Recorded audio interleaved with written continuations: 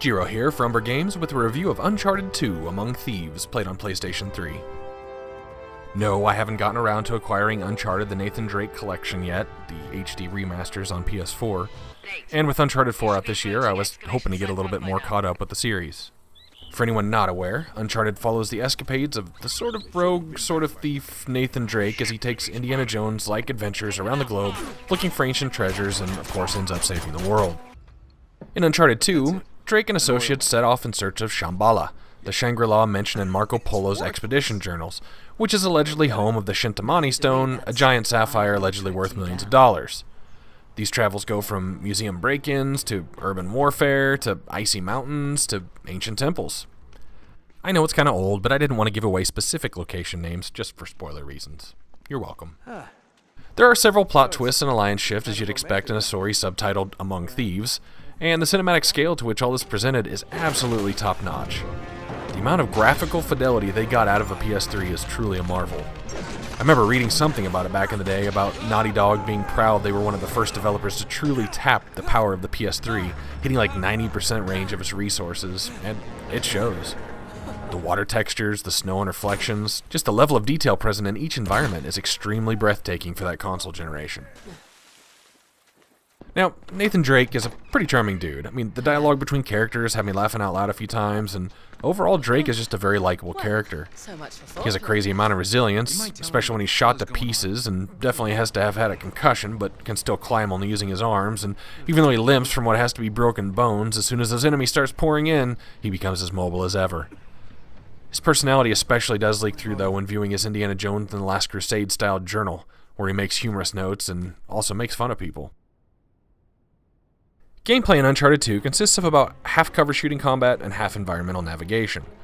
The combat does also include a little bit of the old stealth takedowns, as most scenarios can begin all covert-like if you so desire, and then if you get spotted you can just finish out with a rampage. Drake can carry a primary weapon and a sidearm at any given time, and can hold up to 4 grenades. Each gun handles fairly uniquely in regards to reticle sizes, the number of bullets it takes to kill an enemy, the recoil, and the zoom level. Now, the environmental navigation half includes actually finding the platforms in the area that let you progress forward, mixed with a little bit of puzzle solving here and there. At a few points, you'll access Drake's journal for puzzle solutions, and others you'll just do a combination of that platform finding and lever switching to open the path forward. Nathan can jump from hanging ledge to hanging ledge, do takedowns, and fire a gun from that hanging position, and drop to his death. Drop to ledges below him. Uncharted 2 is divided into 26 chapters, and there are 100 hidden treasures dispersed throughout these sequential levels. They're really well hidden, too. I think I ended up finishing the game with about 20% in my possession. Apparently I'm not the greatest fortune hunter. Or Drake isn't. You can replay the game's missions as you wish once they've been completed to be a little more thorough if you'd like. In addition to treasure, Drake can also acquire PlayStation Network trophies for killing X enemies with Y weapons and Z number of headshots, and is simultaneously rewarded with cash that can be used to purchase things in what I assume is the now defunct multiplayer. Although I have heard great things about it, I will admit I didn't try to see if it still existed.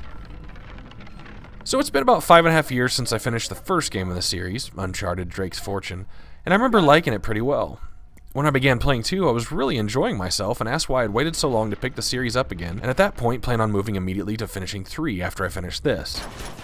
That is, I felt that way until about halfway through 2, and then the frustrations began to get more magnified. Overall, I think everything can kind of be grouped into 3 major gameplay irritations. First, and I remember this being an issue with the first game, and it's kind of a 2-part issue, but headshots to a naked head or an exposed face should kill.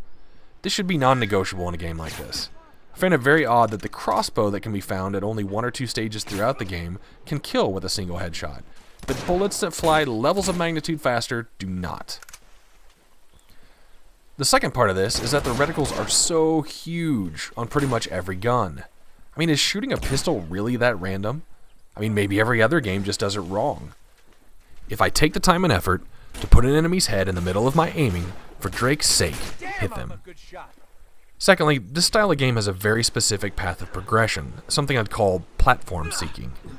There were multiple instances where I sat there just panning the camera around my environment, and finally just doing some trial and error for what the game decided I could or couldn't grab. Now, some environments had the platform a specific color standing out, looking for red or gold, but other times you were left to tap into your infinite life reserve time and time again, hoping to find a connection. Thirdly, along that same progression theme though, there were a few moments of not knowing whether to fight or run. In one instance, I kept killing guys, waiting for something to happen, and when I turned around and shooting guys that were coming from a ledge, they just kept spawning in that same place over and over. I mean, sure, that was the sign I needed to do something besides kill guys, but it seems like there should have been more clarification somehow.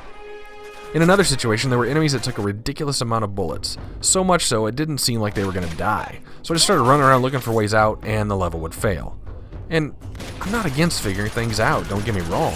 It's just more valuable game design in situations like these if Drake could make a comment like, "Hey, let's take them down, ladies," or the like. Or maybe I just simply missed the cues. There's just a few other minor things. I did have some control issues from time to time, as it felt like the controls were working positionally and sometimes relationally based on the camera angle. Shifting around corner cover or trying to press circle to get into cover, and I was just a smidge too far away, it caused me to go rolling into somewhere I didn't want to be. There also seemed to be some sudden difficulty spikes in the combat here and there. One particular instance in this crumbling monastery required several attempts, where you're boxed in by a ton of snipers, basically no cover, and a dude with a riot shield coming at you. There's not much to lose, I mean only the gun that you brought with you into the checkpoint, so it's a manageable frustration, but one nonetheless. Finally, someone needs to teach Naughty Dog the finer points of using a flashback in narrative. Don't make us relive 5 minutes of uneventful gameplay we've just played in the flashback when we reach the point where the flashback and current time meet. We're smart enough to figure that out.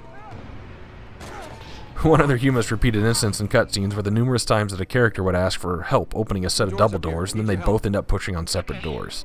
I don't think it really works like that. So yeah, that seemed like a few issues, but I'm glad I went back and played this in its original version 6 years later to see how well Naughty Dog tapped out the PS3, making me look forward to see what they can do with the PlayStation 4 when Uncharted 4: Thief's End is released this year. Following Nathan Drake in Uncharted 2 was an enjoyable experience, more so than a lot of other works in this content genre, especially comparable to something like Indiana Jones and the Kingdom of the Crystal Skull or National Treasure. The writing and directing of Uncharted are leagues above the majority of other video game releases, and while the situations are often a tad unbelievable, the characters themselves feel very real. This series definitely deserves the praise that it gets. Uncharted 2 Among Thieves is a third-person shooter platformer hybrid, and rated as such lands at a 78 out of 100 on my scale. Huh, actually made it through this entire review without making a Tomb Raider comparison. Interesting. Just out of curiosity, did anyone else find it odd that the Uncharted 1, 2, and 3 collection on PS4 is called the Nathan Drake Collection? What collection would Uncharted 4 fall into? What's the future for Uncharted? Are we going to be following someone besides Nathan Drake? Just a couple thoughts. This is Gero for Umbra Games. Thanks for watching.